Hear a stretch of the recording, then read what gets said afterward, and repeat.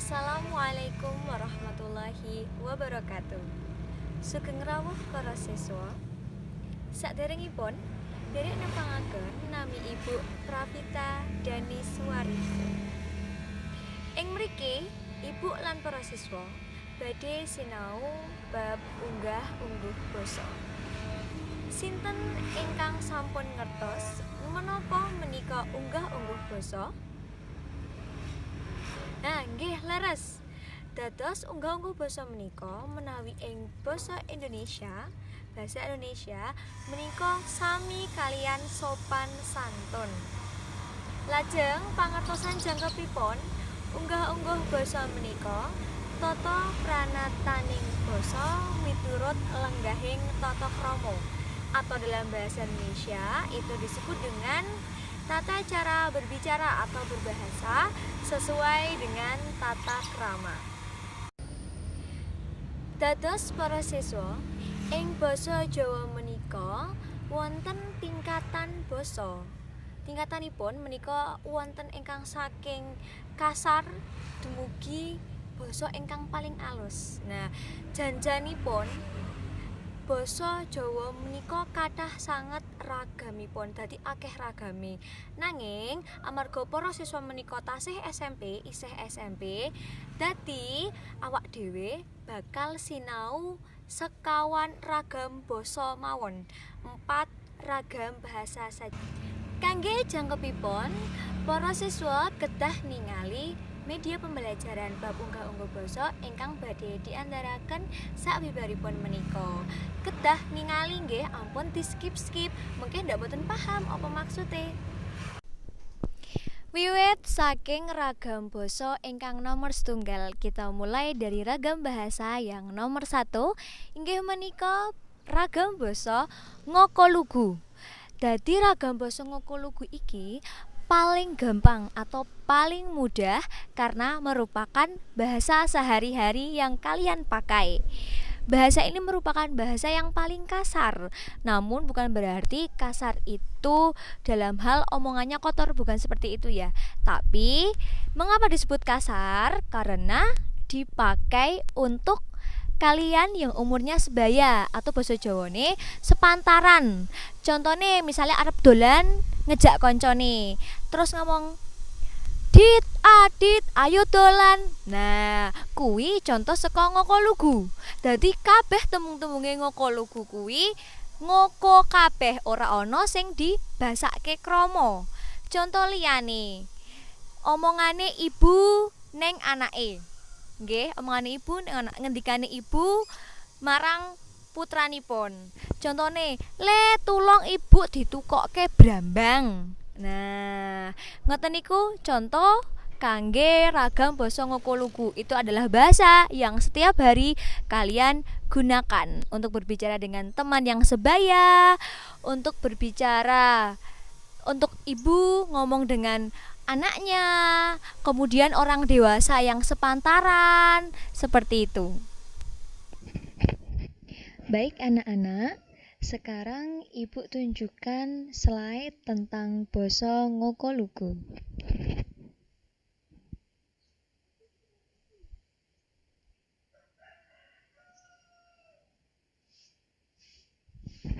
Nah, ini dia. Seperti yang sudah Ibu jelaskan tadi nggih, basa Ngokolugu kuwi tetembungane ngoko kabeh ora kacampuran basa krama. Tembung aku, kowe lan ater-ater dak kok di. Dadi dak jaluk, aku sing njaluk.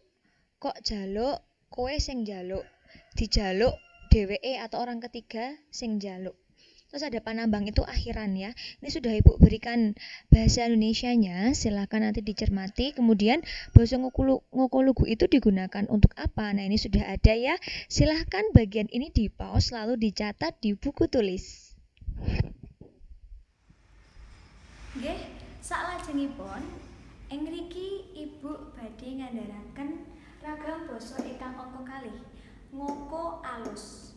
Jadi kita akan belajar tentang ragam ngoko alus. Jadi apa itu ragam ngoko alus? Ya kuwi tetembungane ngoko kacampuran krama inggil. Jadi ngoko alus itu kata-katanya ngoko plus kromo inggil. Nah, apa saja yang harus dijadikan kromo inggil? Ini ada 4 hal. Yang pertama, nomor setunggal, kuwi tembung kriya. Tembung kriya dalam bahasa Indonesia ini disebut juga dengan kata kerja. Kata kerja, jadi suatu tindakan yang menunjukkan action atau kita bergerak. Nah, itu namanya kata kerja. Nek ning basa Jawa contone lunga, mangan, umbah-umbah. Nah, itu semua kata kerja. Kemudian yang kedua, nomor kali yang harus diubah menjadi kromo inggil itu peranganing awak. Apa itu peranganing awak? Dalam bahasa Indonesia, peranganing awak itu disebut dengan anggota badan. Jadi kalau kalian disuruh menggunakan bahasa ngoko alus kemudian ada anggota badan seperti tangan ngokone tangan. Nah, kromo inggile kuwi dadi asto. Kepala dalam bahasa Indonesia ngokone sirah, tapi kromo inggile sirah kuwi mustaka. Seperti itu. Nomor 3, panganggoning awak.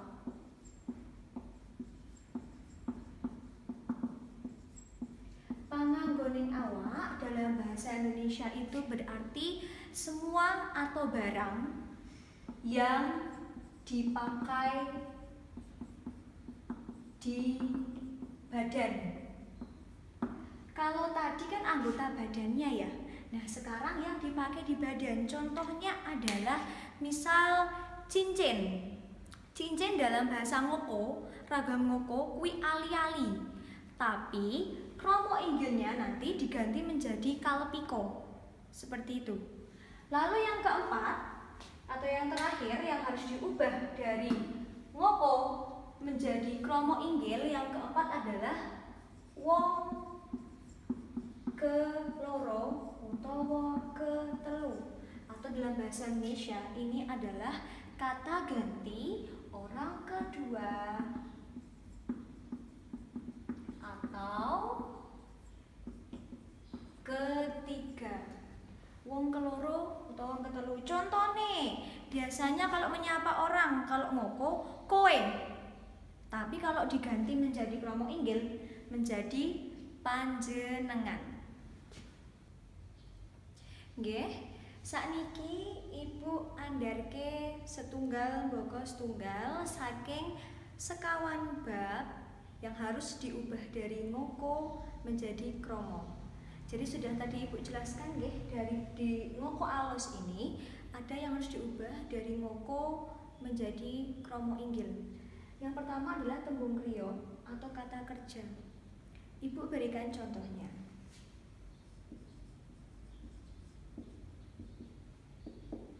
Lungo. Dalam bahasa Indonesia artinya pergi. Lungo ini kan ngoko. Nggih. Kemudian kita ubah menjadi kromo inggilnya. KI ya, KI kromo inggil ngoko. Kromo inggilnya adalah tindak. Kalau misalkan Ibu punya kalimat yang isinya ngoko, contohnya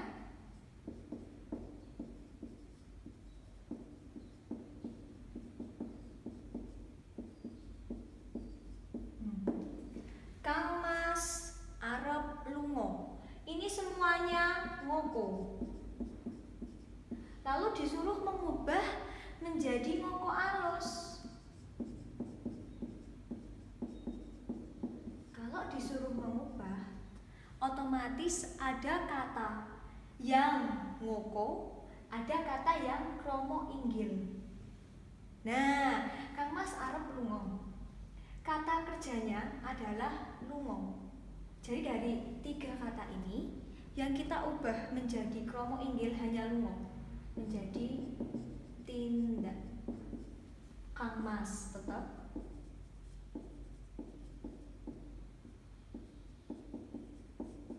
Arab juga tetap. Jadi ngoko, ngoko, kromo. Inilah yang disebut ngoko alus.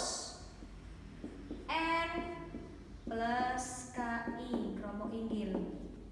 Tidak, itu. Contoh lainnya, kata kerja yang lain.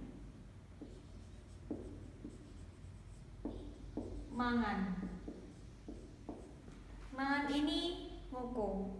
Maka kita harus ubah menjadi kromo inggil. Oke, maka menjadi dahar. Kromo inggilnya dahar. Nggih, bab ingkang angka kalih ing ngoko alus ingkang kedah diubah saking ngoko dados kromo inggil. Jadi hal yang kedua yang harus diubah dari ngoko menjadi kromo inggil pada ragam ngoko alus ini adalah peranganing awak. Dalam bahasa Indonesia itu disebut dengan anggota badan. Jadi kalau nanti para siswa menemukan anggota badan dalam sebuah kalimat, contohnya ono tangan, sikil, sirah, dan sebagainya, semua yang ada di tubuh kita, maka harus diubah menjadi kromo inggil. Contohnya sudah ibu tuliskan. Ini M ngoko, KI kromo inggil. Tangan kromo inggile asto. Sirah kromo inggile mustaka. Weteng kromo inggile padaran. Dan untu gigi ya, kromo inggile wajo. Sudah ibu buatkan contoh dalam kalimat, yaitu Mas Yudi tangane loro. Ini semua kalimat ini ragamnya ngoko atau ngoko lugu ya. Kalau ibu hanya tulis ngoko, itu sama dengan ngoko lugu. Nah, sedangkan dari ngoko lugu ini harus diubah menjadi ngoko alus. Nah, dari kata-kata ini, mana yang merupakan peranganing awak atau anggota badan? Ya, tangan. Jadi yang diubah tangannya saja. Mas Yudi tetap. Tangan kita ubah menjadi asto. Nene tetap, astane. Loro juga tetap. Jadi asta KI atau kromo inggil. Nenya ini ngoko, loro juga ngoko. Ketemulah ngoko alus itu N plus KI atau kromo inggil. Seperti itu. Paham nggih? Nggih. Bab ingkang kaping 3 atau yang nomor 3 yang harus diubah dari ngoko menjadi kromo inggil, yaitu panganggoning awak, atau dalam bahasa Indonesia disebut barang yang dipakai di badan. Semua yang dipakai di badan, termasuk jilbab, baju, rok, celana, perhiasan juga boleh. Nah, itu kalau kalian masuknya ke ragam ngoko alus, itu harus diubah dari ngoko menjadi kromo inggil. Contohnya di sini ya, yang sebelah kanan ibu atau kirinya kalian sudah ada tembung-tembung atau kata-kata klambi, kato, ali-ali, kalung. Ini adalah semua yang dipakai di badan. Nah, itu harus diubah dari ngoko menjadi kromo inggil. Klambi kromo inggile rasukan. Kato kuwi lancingan, ali-ali cincin ya. Niku kalpiko lan kalung kuwi sangsangan. Niki ngomong contoh, sekedhik contoh atau sedikit contoh, nanti lengkapnya ada di buku Pepak Basa Jawa. Ada nanti. Contoh ukara. Sudah ibu siapkan nggih? Mbak Yuli kalunge anyar. Nah, begini, kalau ngoko alus itu digunakan oleh orang berbicara dengan yang lebih tua, tapi tidak terlalu tua.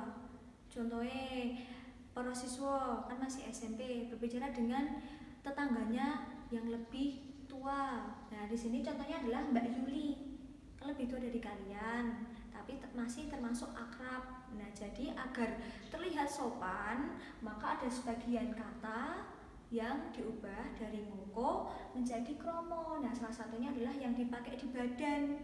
Contohnya, Mbak Yuli kalunge anyar.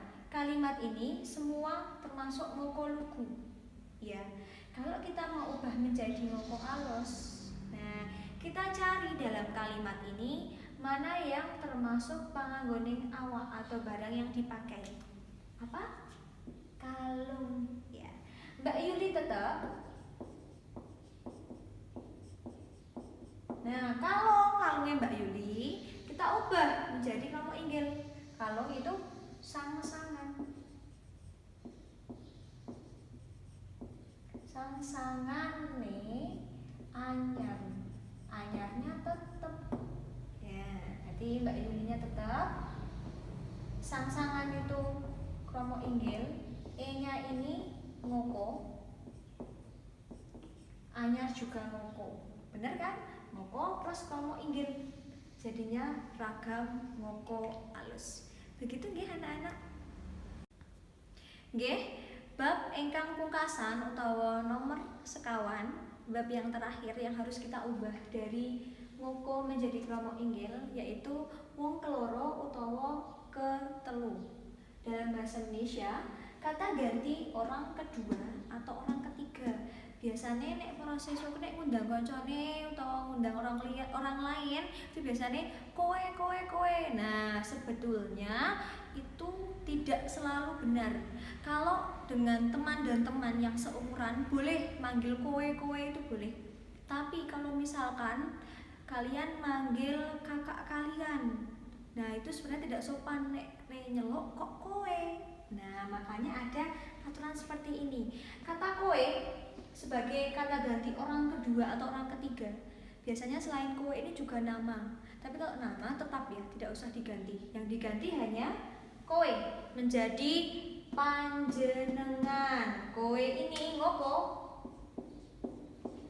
Panjenengan ini adalah kromo inggil. KI ya, KI kromo inggil. Contohnya sudah Ibu siapkan contoh ukurane. Mas, kowe arep nendi? Neranyak banget, mosok karo Mas aja. Mas, kowe nendi? Nah, salah. Yang betul kita harus ubah dari ngoko lugu. Ini semua kalimatnya ngoko lugu kita ubah menjadi ngoko alus. Biar apa? Biar terlihat ada sopan santunnya. Nah, mana yang kita ubah? Yang kita ubah adalah orang kedua atau ketiganya. Kowe kita ubah menjadi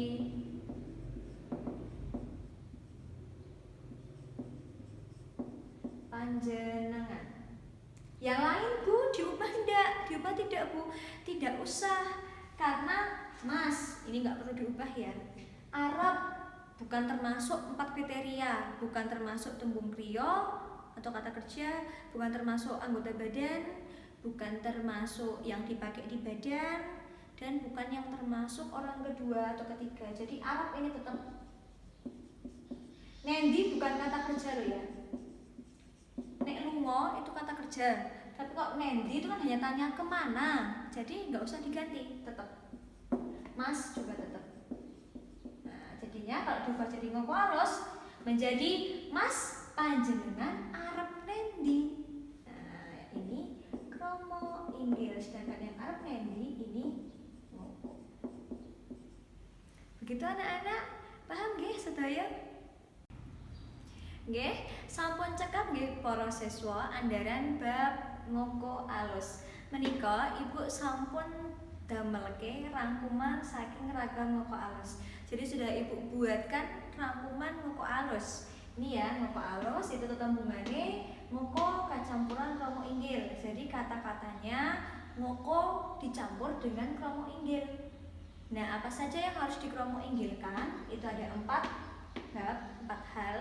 Yang pertama tembung kriya atau kata kerja.